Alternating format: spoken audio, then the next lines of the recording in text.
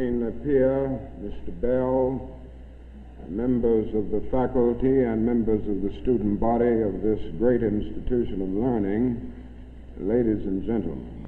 Now, there are several things that one could talk about before such a large, concerned, and enlightened audience. There are so many problems facing our nation and our world that one could just take off anywhere. But today I would like to talk mainly about the race problem, since I'll have to rush right out and go to New York to talk about Vietnam tomorrow, and I've been talking about it a great deal this week and weeks before that. But I'd like to use as a subject from which to speak this afternoon the other America.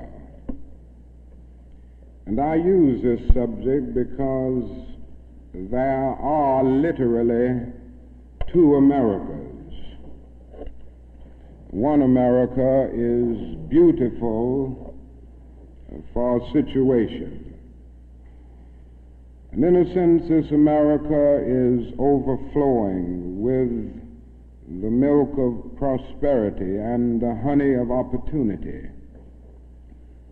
This America is the habitat of millions of people who have food and material necessities for their bodies, and culture and education for their minds, and freedom and human dignity for their spirits. In this America, millions of people experience every day the opportunity of having life, liberty, and the pursuit of happiness in all of their dimensions. And in this America, millions of young people grow up in the sunlight of opportunity. But tragically and unfortunately, there is another America. And this other America has a daily ugliness about it that constantly transforms the buoyancy of hope into the fatigue of despair. In this America, millions of work-starved men walk the streets daily in search for jobs that do not exist.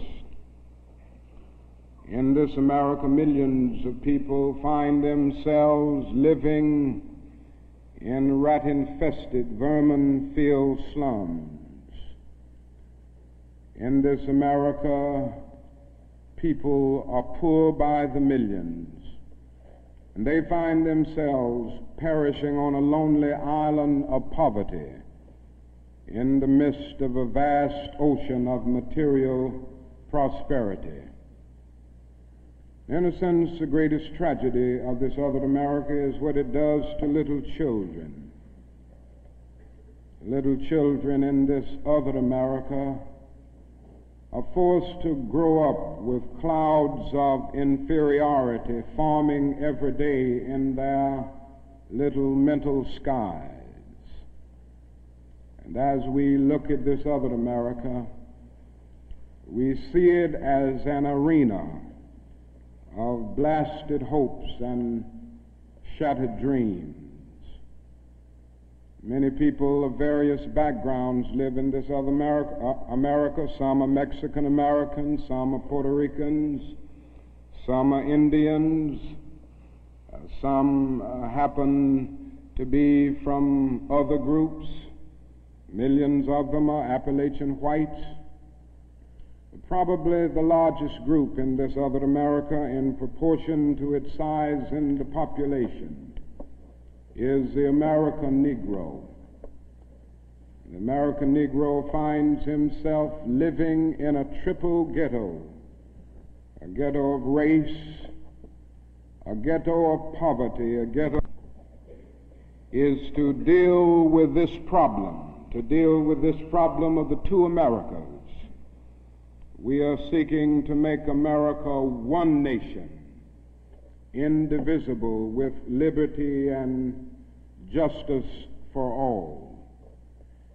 Now let me say that the struggle for civil rights, or the struggle to make these two Americas one America, is much more difficult today than it was 5 or 10 years ago.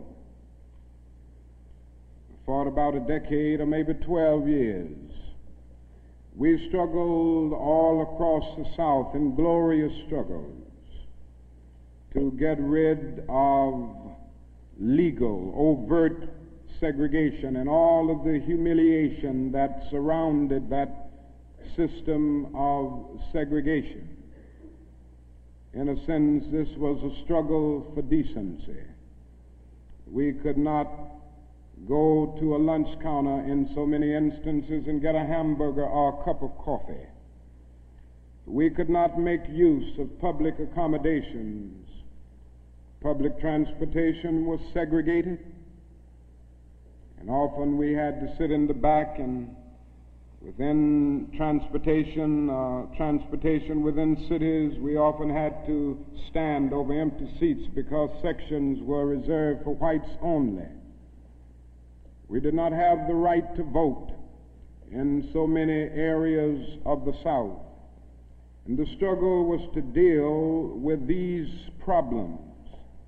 Now, certainly they were difficult problems. They were humiliating conditions. And by the thousands, we protested these conditions. We made it clear that it was ultimately more honorable to accept jail cell experiences than to accept segregation and humiliation.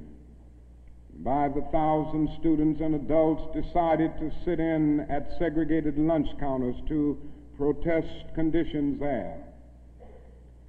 And when they were sitting at those lunch counters, they were in reality standing up for the best in the American dream and seeking to take the whole nation back to those great wells of democracy which were dug deep by the founding fathers in the formulation of the Constitution and the Declaration of Independence.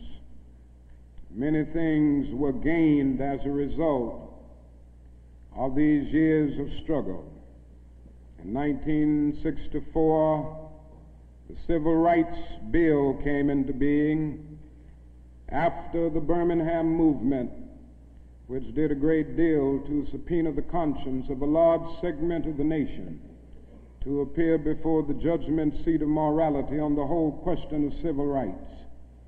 After the Selma movement in 1965, we were able to get a voting rights bill. Now, all of these things represented strides, but we must see that the struggle today is much more difficult. It's more difficult today because we are struggling now for genuine equality. And it's much easier to integrate a lunch counter than it is to guarantee a livable income and a good, solid job. It's much easier to guarantee the right to vote than it is to guarantee the right to live in sanitary, decent housing conditions. It is much easier to integrate a public park than it is to make genuine, quality, integrated education a reality. And so today we are struggling for something which says we demand genuine equality. It's not merely a struggle against extremist behavior toward Negroes. And I'm convinced that many of the very people who supported us in the struggle in the South are not willing to go all the way now. I came to see this in a very difficult and painful way in Chicago over the last year, where I've lived and worked. Some of the people who came quickly to march with us in Selma and Birmingham were active around Chicago, And I came to see that so many people who supported morally and even financially what we were doing in Birmingham and Selma were really outraged against the extremist behavior of Bull Connor and Jim Clark toward Negroes, rather than believing in genuine equality for Negroes. And I think this is what we've got to see now, and this is what makes the struggle much more difficult. And so as a result of all of this, we see many problems existing today that are growing more difficult. It's something that is often overlooked, but Negroes generally live in worse slums today than 20 or 25 years ago. In the North, schools are more segregated today than they were in 1954 when the Supreme Court's decision on desegregation was rendered. Economically, the Negro is worse off today than he was 15 and 20 years ago. And so the unemployment rate among whites at one time was about the same as the unemployment rate among Negroes. But today the unemployment rate among Negroes is twice that of whites. And the average income of the Negro is today 50% less than whites. And as we look at these problems, we see them growing and developing every day. And we see the fact that the Negro economically is facing a depression in his everyday life that is more staggering than the depression of the 30s. The unemployment rate of the nation as a whole is about 4%. Statistics would say from the Labor Department that among Negroes it's about 8.4%. But these are the persons who are in the labor market, who still go to employment agencies to seek jobs, and so they can be calculated. The statistics can be gotten because they are still somehow in the labor market.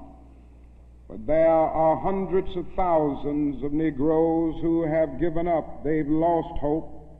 They've come to feel that life is a long and desolate corridor for them with no exit sign. And so they no longer go to look for a job. There are those who would estimate that these persons who are called the discouraged persons would be 6 or 7% in the Negro community.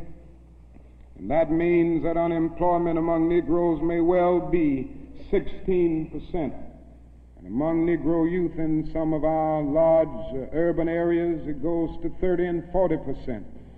And so you can see what I mean when I say that in the Negro community, that is a major, tragic, and staggering depression that we face in our everyday lives. Now, the other thing that we've got to come to see now that many of us didn't see too well during the last 10 years, and that is that racism is still alive in American society and much more widespread than we realize. And we must see racism for what it is. It is a myth of the superior and the inferior race. It is the false and tragic notion that one particular group, one particular race is responsible for all of the progress, all of the insights, and the total flow of history. And the theory that another group or another race is totally depraved, innately impure, and innately inferior. And in the final analysis, racism is evil because its ultimate logic is genocide. Hitler was a sick and tragic man who carried racism to its logical conclusion. And he ended up leading a nation to the point of killing about 6 million Jews. And this is the tragedy of racism, because its ultimate logic is genocide. If one says that I am not good enough to live next door to him, if one says that I am not good enough to eat at a lunch counter, or to have a good, decent job, or to go to school with him, merely because of my race, he is saying consciously or unconsciously that I do not deserve to exist. To use a philosophical analogy here, racism is not based on some empirical generalization. It is based rather on an ontological affirmation. It is not the assertion that certain people are behind culturally or otherwise because of environmental conditions. It is the affirmation that the very being of a people is inferior. And this is the great tragedy of it. I say that however unpleasant it is, we must honestly see and admit that racism is still deeply rooted all over America. It's still deeply rooted in the North, and it's still deeply rooted in the South. Now this leads me to say something about another discussion that we hear a great deal, and that is the so-called white backlash. I would like to honestly say to you that the white backlash is merely a new name for an old phenomenon. It's not something that just came into being because shouts of black power, or because Negroes engaged in riots in Watts, for instance. The fact is that the state of California voted a fair housing bill out of existence before anybody shouted black power, or before anybody rioted in Watts.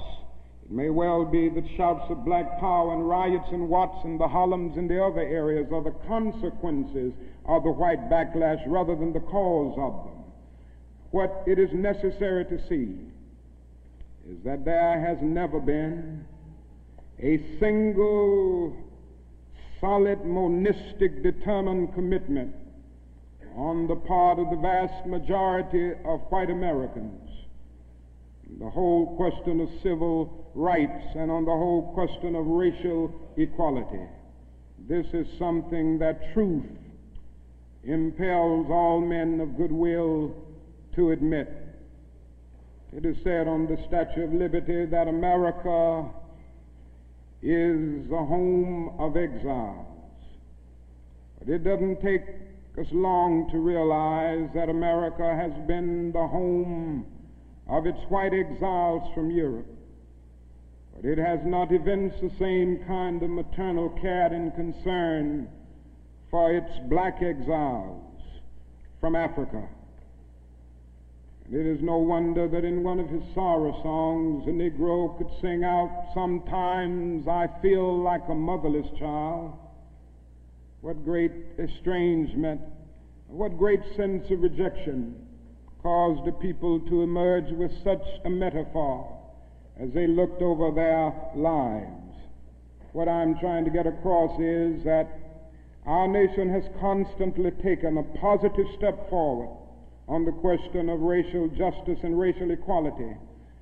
But over and over again at the same time, it made certain backward steps. And this has been the persistence of the so-called white backlash. In 1863, the Negro was freed from the bondage of physical slavery. But at the same time, the nation refused to give him land to make that freedom meaningful. And at that same period, America was giving millions of acres of land in the West and the Midwest, which meant that America was willing to undergird its white peasants from Europe with an economic floor that would make it possible to grow and develop. And refused to give that economic floor to its black peasants, so to speak. And this is why Frederick Douglass could say that emancipation for the Negro was freedom to hunger, freedom to the winds and rains of heaven, freedom without roofs to cover their heads. He went on to say that it was freedom without bread to eat, freedom without land to cultivate. It was freedom and famine at the same time. But it does not stop there. In 1875, the nation passed a civil rights bill and refused to enforce it. In 1964, the nation passed a weaker civil rights bill. And even to this day, that bill has not been totally enforced in all of its dimensions. The nation heralded a new day of concern for the poor, for the poverty-stricken, for the disadvantaged, and brought into being a poverty bill. But at the same time, it put such little money into the program that it was hardly and still remains hardly a good skirmish against poverty. White politicians in suburbs talk eloquently against open housing, and in the same breath contend that they are not racist. And all of this and all of these things tell us that America has been backlashing on the whole question of basic constitutional and God-given rights for Negroes and other disadvantaged groups for more than 300 years. So these conditions, persistence of widespread poverty, of slums, and of tragic conditions in schools and other areas of life, all of these things have brought about a great deal of despair and a great deal of desperation, a great deal of disappointment and even bitterness in the Negro communities. And today all of our cities confront huge problems. All of our cities are potentially powder kegs as a result of the continued existence of these conditions. Many in moments of anger, many in moments of deep bitterness, engage in riots. And let me say, as I've always said, and I will always continue to say, that riots are socially destructive and self-defeating. I'm still convinced that nonviolence is the most potent weapon available to oppress people in their struggle for freedom and justice.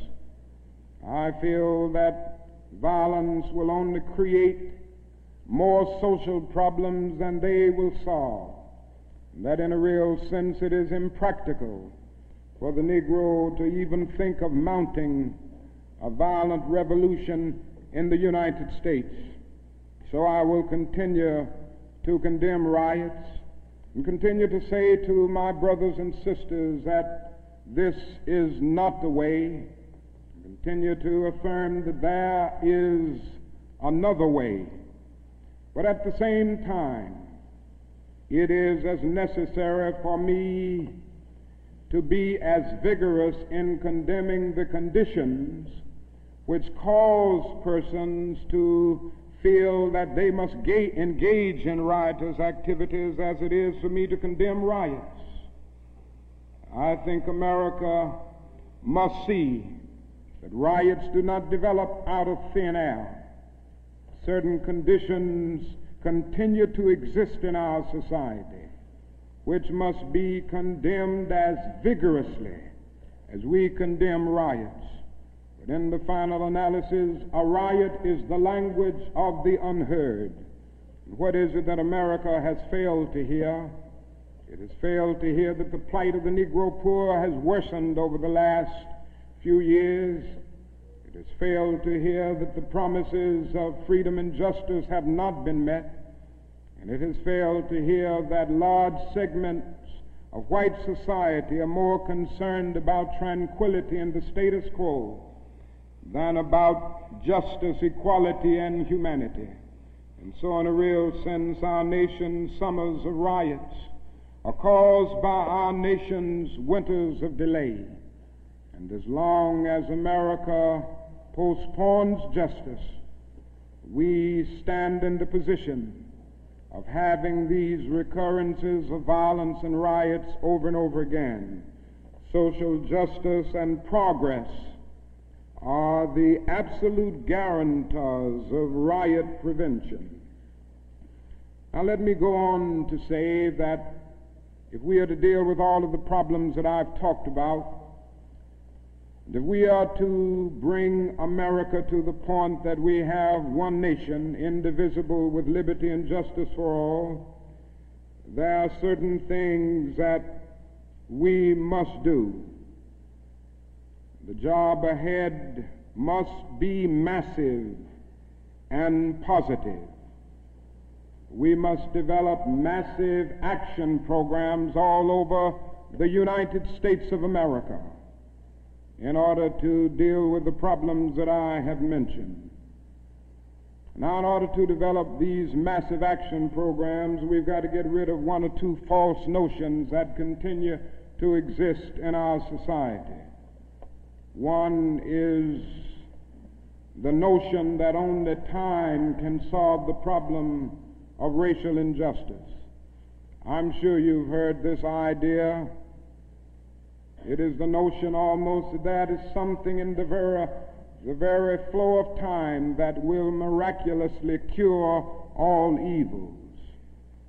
And I've heard this over and over again. There are those, and they're often sincere people, who say to Negroes and their allies in the white community that we should slow up and just be nice and patient and continue to pray, and in 100 or 200 years the problem will work itself out, because only time can solve the problem. I think that is an answer to that myth, and it is that time is neutral.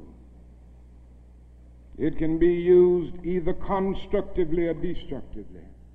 And I'm absolutely convinced that the forces of ill will in our nation, the extreme righteous in our nation, have often used time much more effectively than the forces of goodwill. And it may well be that we will have to repent in this generation, not merely for the vitriolic words of the bad people and the violent actions of the bad people, but for the appalling silence and indifference of the good people who sit around and say, wait on time. Somewhere we must come to see that social progress never rolls in on the wheels of inevitability. It comes through the tireless efforts and the persistent work of dedicated individuals, and without this hard work, time itself becomes an ally of the primitive forces of social stagnation.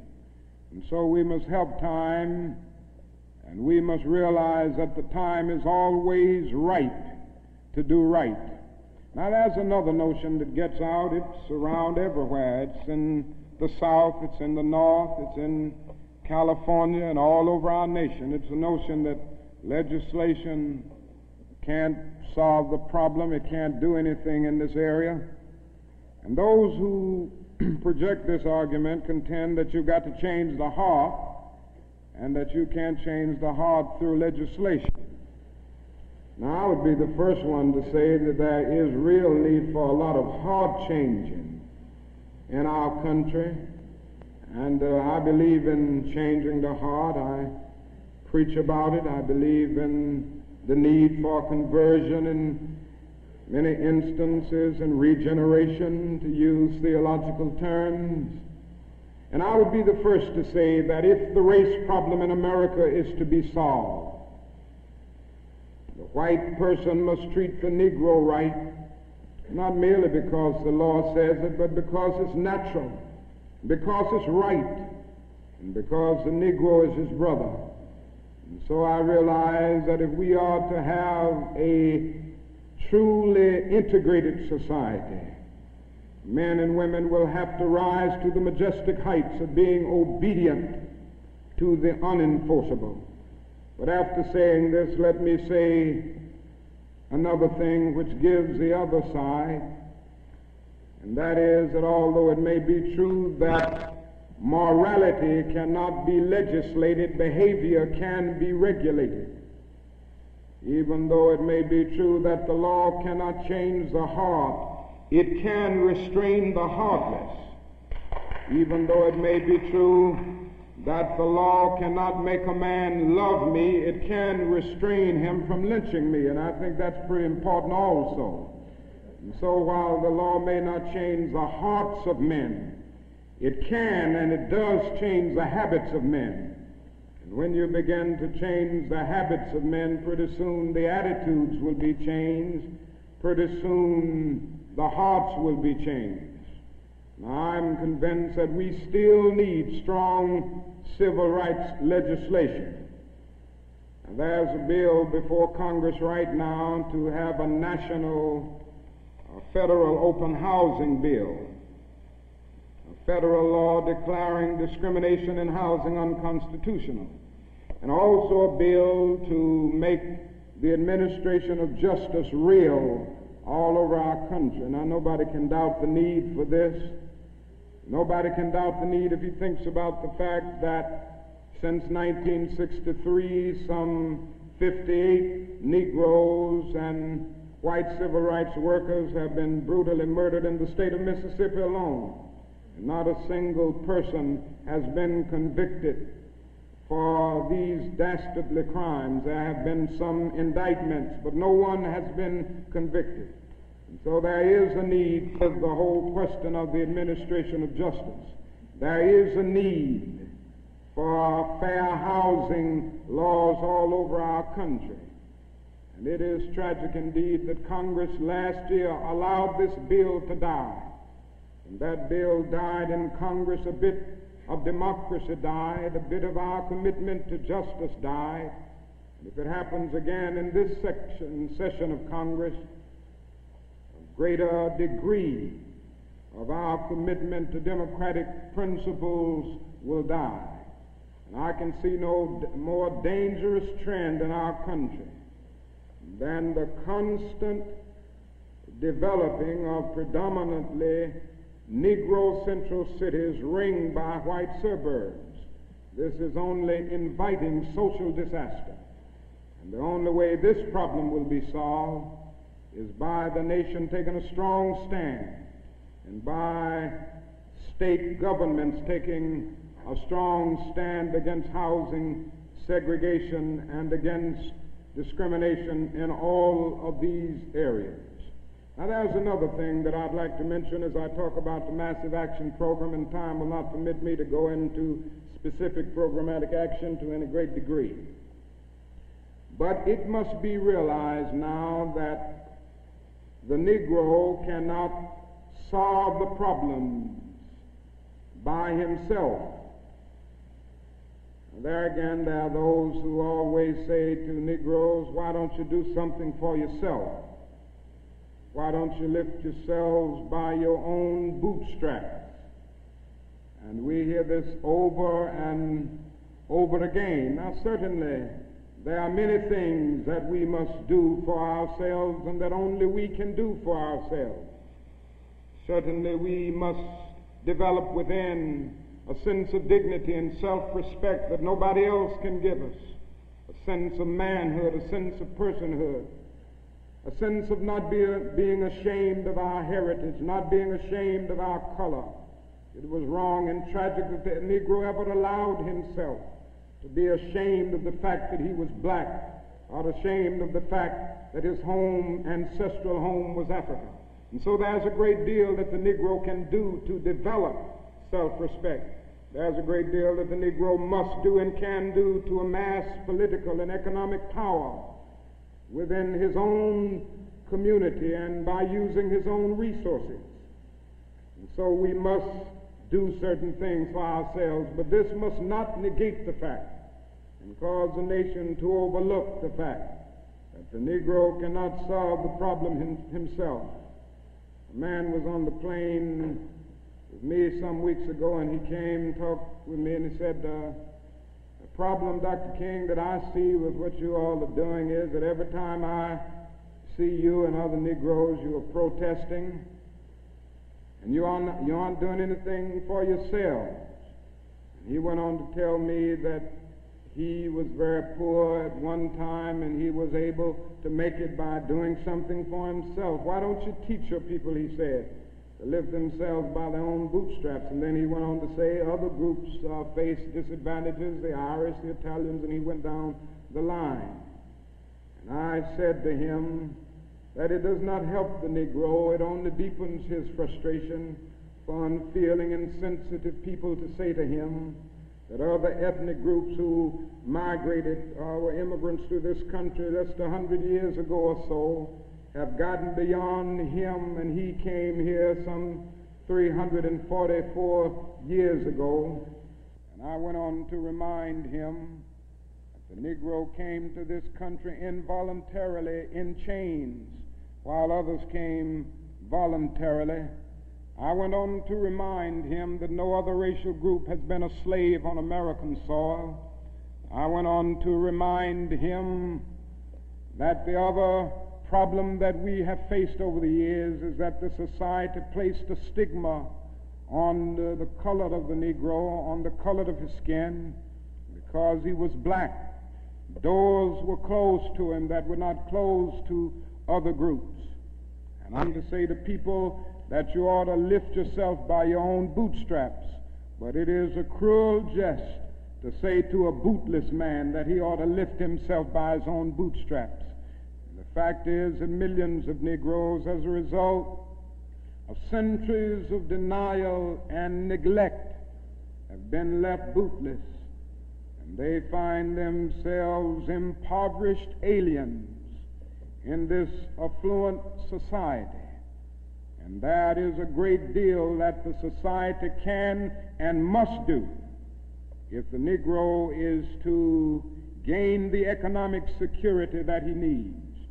Now, one of the answers, it seems to me, is a guaranteed annual income, a guaranteed minimum income for all people and for all families of our country.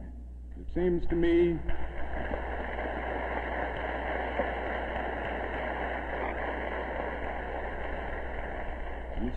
that the civil rights movement must now begin to organize for the guaranteed annual income, begin to organize people all over our country and mobilize forces so that we can bring to the attention of our nation this need and this something which I believe will go a long, long way toward dealing with the Negro's economic problem and the economic problem with many other poor people confronting our nation. Now, I said I wasn't going to talk about Vietnam, but I can't make a speech without mentioning some of the problems that we face there, because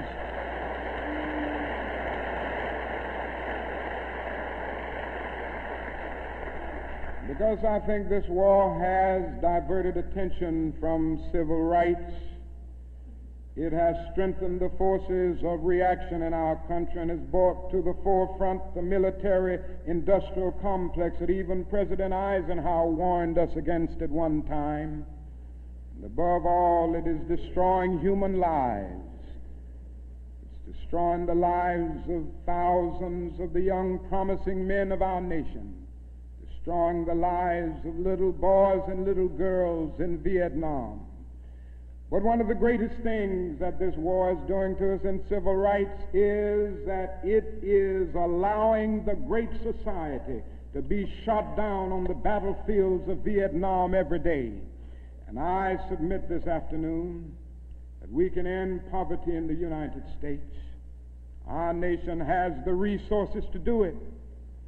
The national gross product of America will rise to the astounding figure of some $7 this year. We have the resources. The question is whether the nation has the will. And I submit that if we can spend $5 billion a year to fight an ill-considered war in Vietnam and $20 billion to put a man on the moon, our nation can spend billions of dollars on their own 2 feet right here on earth.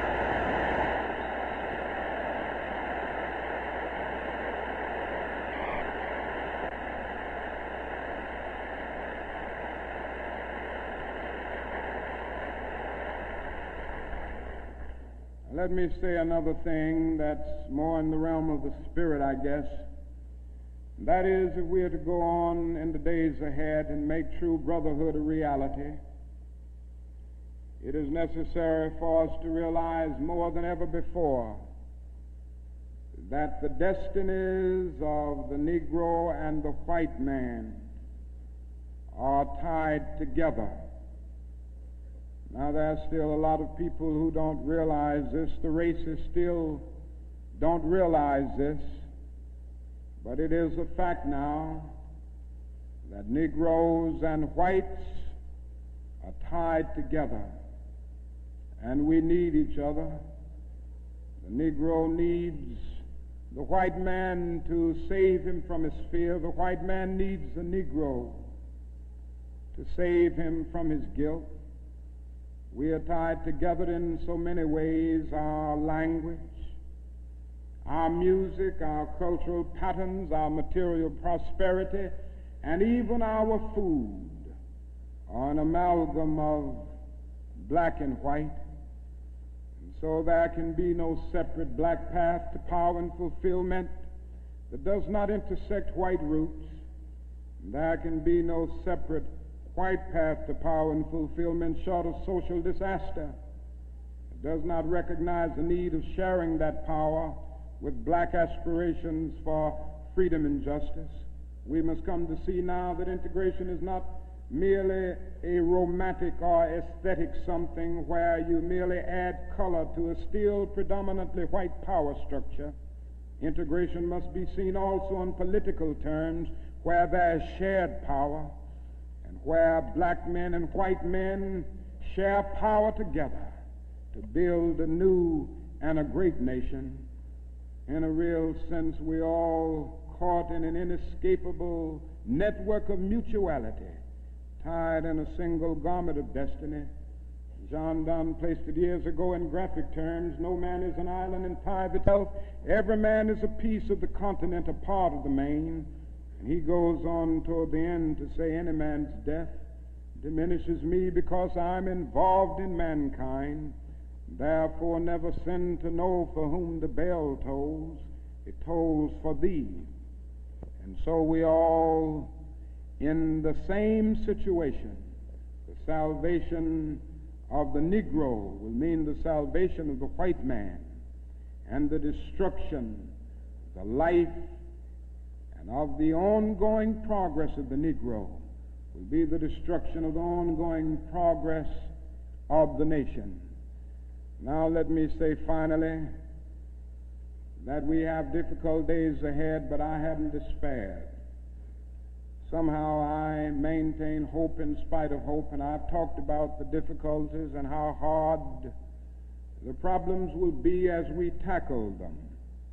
But I want to close by saying this afternoon that I still have faith in the future, and I still believe that these problems can be solved.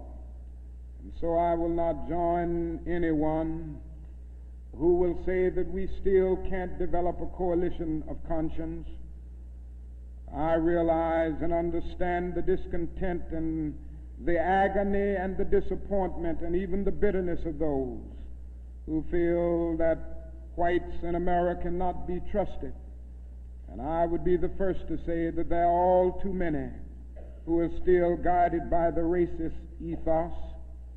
But I am still convinced that there are still many white persons of goodwill, and I'm happy to say that I see them every day in the student generation, who cherish democratic principles and justice above principle, and who will stick with the cause of justice and the cause of civil rights and the cause of peace throughout the days ahead.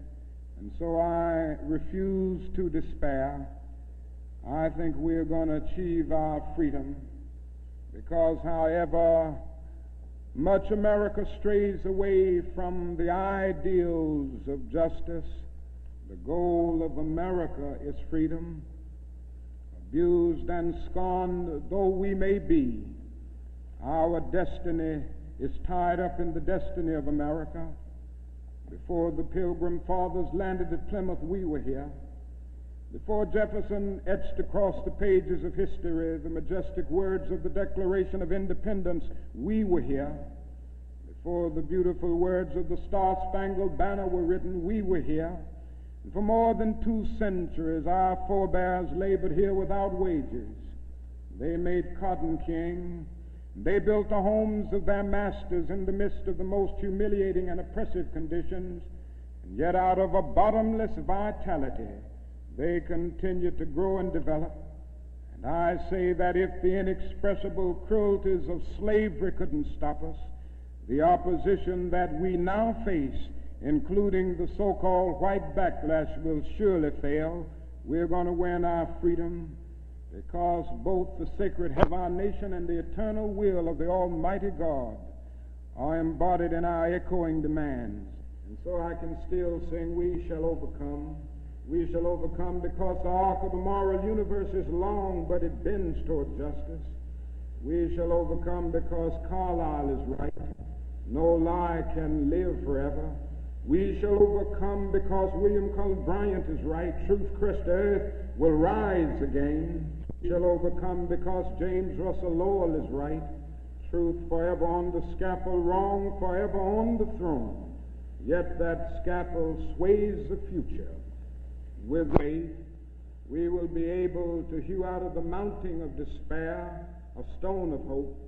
With this faith, we will be able to transform the jangling discords of our nation into a beautiful symphony of brotherhood. With this faith, we will be able to speed up the day when all of God's children, black men and white men, Jews and Gentiles, Protestants and Catholics, will be able to join hands and live together as brothers and sisters all over this great nation. That will be a great day. That will be a great tomorrow. In the word, to speak symbolically, that will be the day when the morning stars will sing together and the sons of God will shout for joy. Thank you.